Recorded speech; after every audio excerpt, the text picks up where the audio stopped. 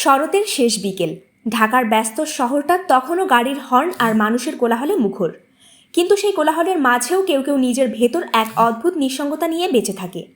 তেমনই একজন আরিয়ান, বয়স 27, একটি সফটওয়্যার কোম্পানিতে চাকরি করে। ভালো বেতন, সুন্দর ফ্ল্যাট, গাড়ি সবই আছে, শুধু নেই একটা মানুষের সঙ্গ যে তার দিনের শেষে গল্প শুনবে। প্রতিদিনের মতো সেদিনও অফিস শেষে বের হয়ে সে রমনা পার্কের পাশে ছোট্ট একটা কফি শপে গেল। এটা তার প্রিয় জায়গা।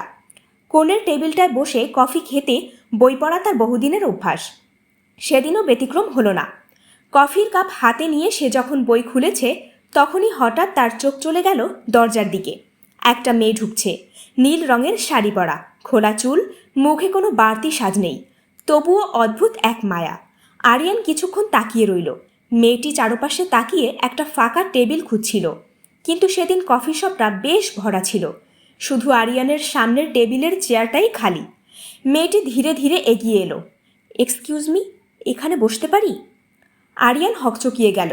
জি, অবশ্যই। মেয়েটি মিষ্টি করে হাসল। ধন্যবাদ। সে বসে পড়ল। কিছুক্ষণ নীরবতা। আরিয়ান বই পড়ার চেষ্টা করছে, কিন্তু মন বারবার চলে যাচ্ছে সামনের মানুষটার দিকে। মেয়েটি একটা ডায়েরি বের করল, কলম হাতে নিয়ে কিছু একটা লিখতে শুরু করলো। তার চোখে মুখে যেন অদ্ভুত প্রশান্তি। প্রায় আধ ঘন্টা পর হঠাৎ বাইরে বৃষ্টি নামল, মুষলধারে বৃষ্টি। মেয়েটি জানালার বাইরে তাকিয়ে মৃদু হাসল। বৃষ্টি আমার খুব পছন্দ। হঠাৎ কথাটা শুনে আরিয়ান তাকালো। আমারও। মেয়েটি জানালার বাইরে তাকিয়ে মৃদু হাসল। বৃষ্টি আমার খুব পছন্দ। হঠাৎ কথাটা শুনে আরিয়ান তাকালো। আমারও। মেয়েটি বলল, সত্যি? মানুষ সাধারণত বৃষ্টি অপছন্দ করে, যানজট, কাদা, ঝামেলা। আরিয়ান মৃদু হেসে বলল, আমি বৃষ্টি ভালোবাসি, কারণ বৃষ্টির সময় মানুষ নিজের আসল অনুভূতিগুলো খুঁজে পায়। মেয়েটি কিছুক্ষণ চুপ করে রইল, তারপর বলল, চমৎকার কথা বলেছেন। এভাবেই শুরু হলো তাদের প্রথম আলাপ। আমি মেহেরিন। আমি আরিয়ান। আপনি এখানে নিয়মিত আসেন? হ্যাঁ, আমিও মাঝে মাঝে আসি। কথাটা বলতে বলতে সময় কেটে যাচ্ছিল। বাইরে তখনও বৃষ্টি। মেহেরিন বলল, জানেন, আমার একটা স্বপ্ন আছে। কী স্বপ্ন? একদিন একটা ছোট্ট লাইব্রেরি করব, যেখানে মানুষ শুধু বই পড়বে, গল্প করবে আর চা খাবে। আরিয়ান অবাক হয়ে তাকিয়ে রইল। আজকাল এমন স্বপ্ন কেউ দেখে? সে বলল, খুব সুন্দর স্বপ্ন। মেহরিন হেসে বলল, সবাই হাসে, বলে এসব করে টাকা আসে না। সব স্বপ্ন টাকার জন্য হয় না। মেহরিন তার দিকে তাকালো। প্রথমবারের মতো তাদের চোখাচোখি হলো দীর্ঘ সময়ের জন্য। কেন জানি দুজনেরই মনে হলো তারা যেন অনেক আগে থেকেই একে অপরকে চেনে। বৃষ্টি থামতে থামতে সন্ধ্যা নেমে এলো। মেহরিন ব্যাগ গুছিয়ে উঠল। আমাকে যেতে হবে। আরিয়ানের বুকের ভেতর কেমন যেন শূন্যতা তৈরি হলো। সে নিজেও বুঝতে পারল না কেন। মেহরিন বলল, আবার দেখা হবে হয়তো। আরিয়ান হেসে বলল, হয়তো। মেয়েটি চলে গেল, কিন্তু তার নীল শাড়ির দোল, তার হাসি, তার চোখের গভীরতা সব কিছু যেন আরিয়ানের মনে গেঁথে রইল। সেই রাতে বাসায় ফিরে আরিয়ান ঘুমাতে পারল না। বারবার মনে পড়ছিল সেই মেয়েটার কথা। একজন অচেনা মানুষ কিভাবে কয়েক ঘন্টার মধ্যে এতটা আপন হয়ে যেতে পারে? পরদিন অফিসে গিয়েও মন বসছিল না।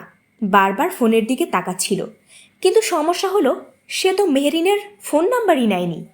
নিজের উপর রাগ হতে লাগলো। বন্ধু নাবিল হাসতে হাসতে বলল, কি ব্যাপার, প্রেমে পড়েছিস নাকি?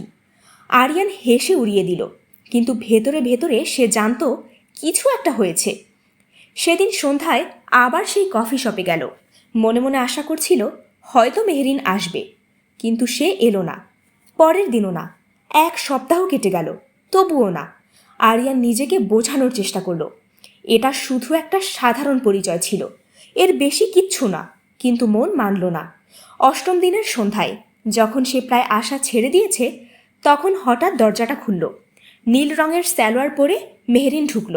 আরিয়ানের বুকটা কেঁপে উঠল। মেহরিনও তাকে দেখে হাসল। আপনি এখনও এখানে আসেন? আরিয়ান বলল, হ্যাঁ, প্রতিদিন। আমিও আসতে চেয়েছিলাম, কিন্তু গ্রামের বাড়ি গিয়েছিলাম। ওহ। মেহরিন এসে আবার সেই একই চেয়ারে বসল, যেন তাদের মাঝখানের দূরত্বটা কখনো ছিলই না। সে বলল, জানেন, গ্রামের আকাশটা অনেক সুন্দর, রাতে এত তারা দেখা যায়। আরিয়ান মুগ্ধ হয়ে শুনছিল। মেয়েটার কথার ভেতর এক অদ্ভুত সরলতা আছে। আজকের শহুরে জীবনে যা খুব কম দেখা যায়। কথাটা বলতে বলতে হঠাৎ মেহেরিন জিজ্ঞেস করল, আপনার কি কোনো স্বপ্ন আছে? আরিয়ান কিছুক্ষণ চুপ করে রইল। তারপর বলল, আগে ছিল, এখন নেই। কেন? জানি না, হয়তো বড় হতে হতে মানুষ স্বপ্ন দেখতে ভুলে যায়। মেহেরিন মৃদু হেসে বলল, তাহলে আবার স্বপ্ন দেখতে শিখুন। মানুষ স্বপ্ন ছাড়া বাঁচতে পারে না। সেই মুহূর্তেই আরিয়ানের মনে হলো এই মেয়েটা অন্যরকম, খুব অন্যরকম।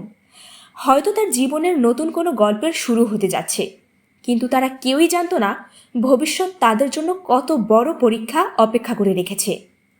ভালোবাসার পথ কখনো সহজ হয় না, আর তাদের পথেও আসবে অসংখ্য বাধা, ভুল বোঝাবুঝি আর বিচ্ছেদের অন্ধকার।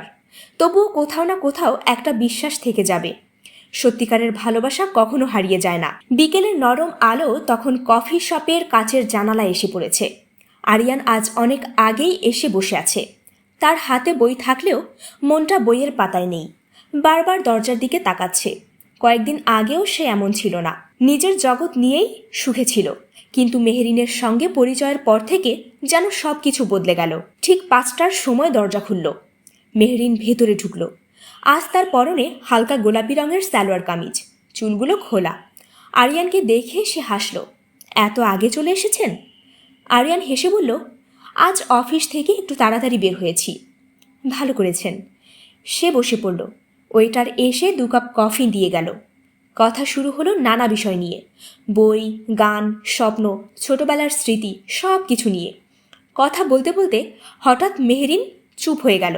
তার চোখের ভেতরে একটা অদ্ভুত বিষণ্ণতা নেমে এলো। আরিয়ান জিজ্ঞেস করল, কি হয়েছে? মেহেরিন জোর করে হাসল। কিছু না। মিথ্যে বলছেন? মেহেরিন কিছুক্ষণ জানালার বাইরে তাকিয়ে রইল।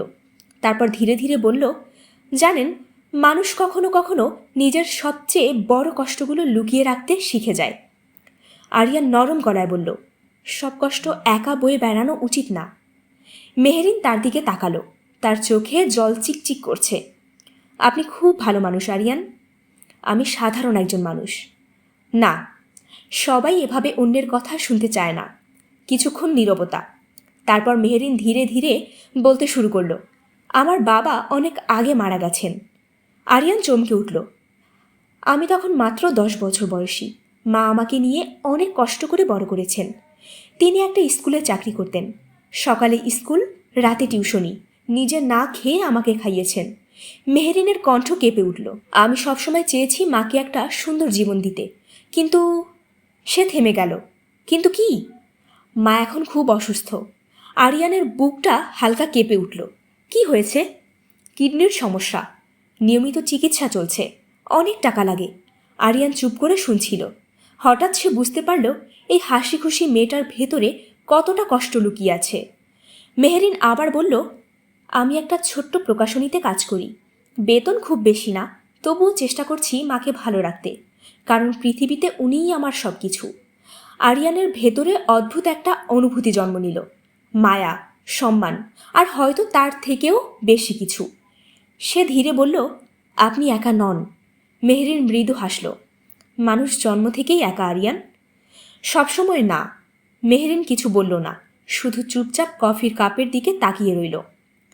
পরের সপ্তাহ তাদের বন্ধুত্ব আরও গভীর হতে লাগল। প্রতিদিন সন্ধ্যায় দেখা হতো, কখনো কফি শপে, কখনো রমনা পার্কে। একদিন তারা লেকের ধারে বসে গল্প করছিল। আকাশে লাল সূর্য ডুবে যাচ্ছে।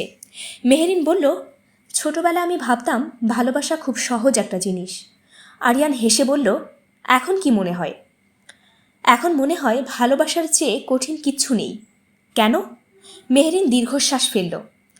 কারণ ভালোবাসার সঙ্গে দায়িত্ব জড়িয়ে থাকে, ত্যাগ জড়িয়ে থাকে, অনেক স্বপ্ন ভাঙার গল্প জড়িয়ে থাকে। আরিয়ান তার দিকে তাকিয়ে রইল। সে বুঝতে পারছিল মেহেরিনের জীবনে এমন কিছু আছে যা সে এখনও বলেনি। সেদিন রাতে বাসায় ফিরে আরিয়ান নিজের মাকে সব বলল। মা হেসে বলল, মেয়েটাকে একদিন আমার সঙ্গে পরিচয় করিয়ে দিস। আরিয়ান লজ্জা পেয়ে গেল। মা, আমরা শুধুমাত্র বন্ধু। মা মুচকি হেসে বললেন, বন্ধুত্ব থেকেই তো সবচেয়ে সুন্দর ভালোবাসার জন্ম হয় রে বোকা। আরিয়ান আর কিছু বলল না, কিন্তু তার মনটা অদ্ভুত আনন্দে ভরে উঠল। 1 সপ্তাহ পরে সেদিন মেহেরিন খুব অস্থির লাগছিল। কথা কম বলছে, বারবার ফোন দেখছে। অবশেষে আরিয়ান জিজ্ঞেস করলো, কিছু হয়েছে?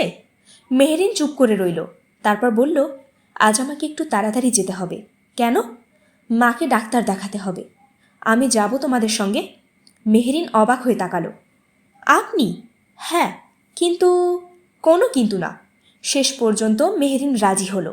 হাসপাতালে পৌঁছে আরিয়ান প্রথমবারের মতো মেহেরিনের মাকে দেখল। খুব সাধারণ একজন নারী, কিন্তু তার চোখে অদ্ভুত মমতা। মেহেরিন বলল, মা, ইনি হচ্ছে আরিয়ান। মহিলা মৃদু হেসে বললেন, তোমার কথা অনেক শুনেছি বাবা। আরিয়ানের বুকটা কেঁপে উঠল। অনেক শুনেছে? তাহলে কি মেহেরিন তার কথা বাড়িতে বলে?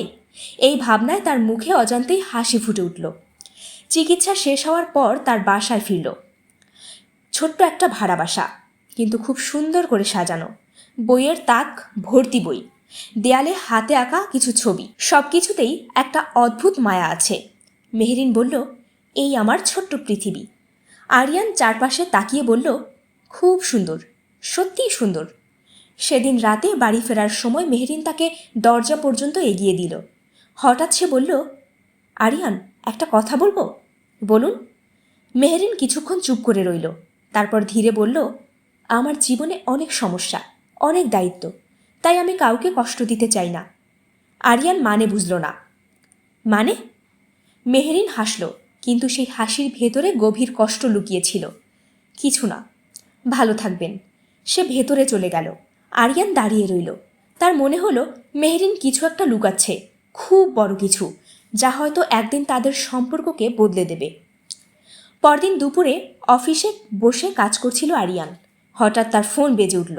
অপরিচিত নাম্বার। ফোন ধরতেই একজন পুরুষের কণ্ঠ ভেসে এলো। আপনি কি আরিয়ান? জি, আমি মেহেরিনের মামা বলছি। আরিয়ানের বুক ধকধক করে উঠল। জি বলুন। লোকটা কিছুক্ষণ চুপ থেকে বলল, আপনার সঙ্গে জরুরি একটা কথা আছে। কি কথা? লোকটার গলা ভারী হয়ে গেল। মেহেরিনের বিয়ে ঠিক হয়ে গেছে। আরিয়ানের চারপাশটা যেন হঠাৎ অন্ধকার হয়ে গেল।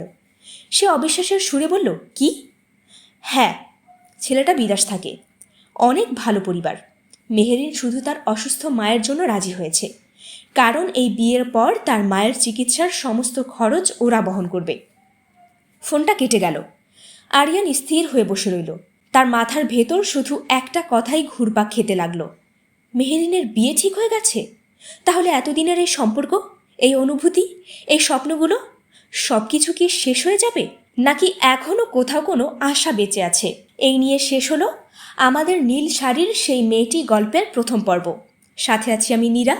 পরবর্তী পর্ব এবং এরকম আরও নতুন নতুন গল্প শুনতে আমাদের চ্যানেলকে সাবস্ক্রাইব করতে ভুলবেন না এবং আপনার সুন্দর মতামত আমাদেরকে জানিয়ে দেবেন।